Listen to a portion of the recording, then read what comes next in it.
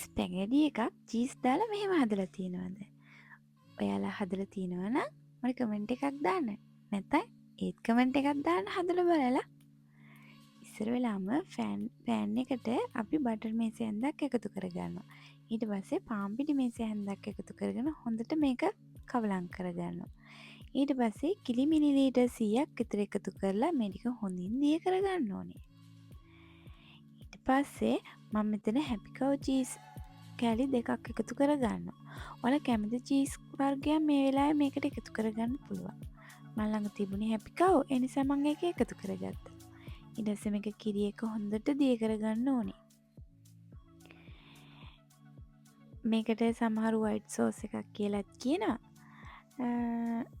මේක දැම්මම හරිම රසයි මේ ස්පැගඩි එක. අපි බලමුකෝ මේක හදලා. ඊට පස්සේ අපි මේක මේ වගේ බෝල් එකකට අයින් කරගන්නවා. ඊට පස්සේ අපි මේ ස්පැගඩි එක හදාගමු. නටන වතුර එකට අපි මේ ස්පැගඩි එක එකතු කරගන්නවා. ඊට පස්සේ මේකට ලුණු ටිකකුත් එකතු කරගෙන හොඳට තැම්බෙන්න තියෙනවා. මේ වගේ තැම්බුණු ස්පැගඩි ටික අපි මේ වතුරෙන් අයින් කරගන්නවා.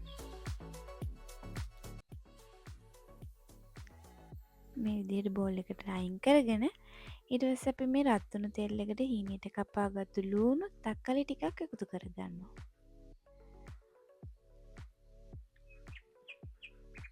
ඔයාලගේ රස අනුව මේ වෙලාවේදී මේකට ලුණු, ගම්මිරිස් කුඩු, කෑලි මිරිස් ටික එකතු කරගෙන හොඳට මේක තෙම්පරාදු කරගන්නවා. ඔයාලා රස අනුව මේක එකතු කරගන්න පුළුවන්.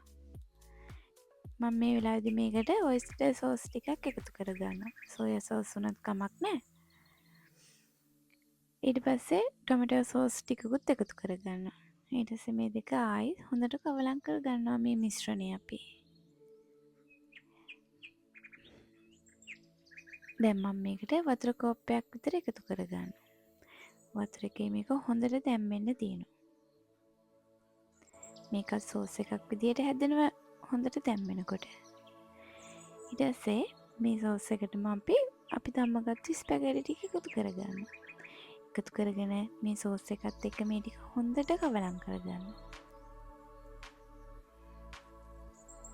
ඔයාලා බලන්නකෝ මේක හදලා මේ විදිහට හදලා තියෙනවා නම් මට කමෙන්ට් එකක් දාන්න. මේ විදිහට try කරලා බලන්න හදලා නැත්තම්. ඊට පස්සේ අවසානයේ මේ වගේ ලුණු කොළ ටිකක් මේකට එකතු කරගෙන අපි මේක ෆිනිෂ් කරගන්නවා.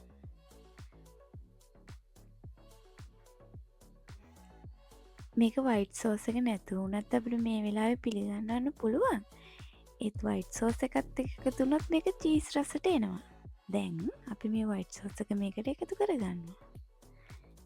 ඊට පස්සේ හොඳට මේ සෝස් එකත් එක්ක මේක කවලම් වෙනකම් මේ විදිහට කවලම් කරගන්නවා. බලන්නකෝ මේක කොච්චර ලස්සනද කියලා. ලස්සන වගේම හරිම රසයි. ඔයාලා හදලා බලන්න. හදලා බලලා මට කමෙන්ට් එකක් දාන්න.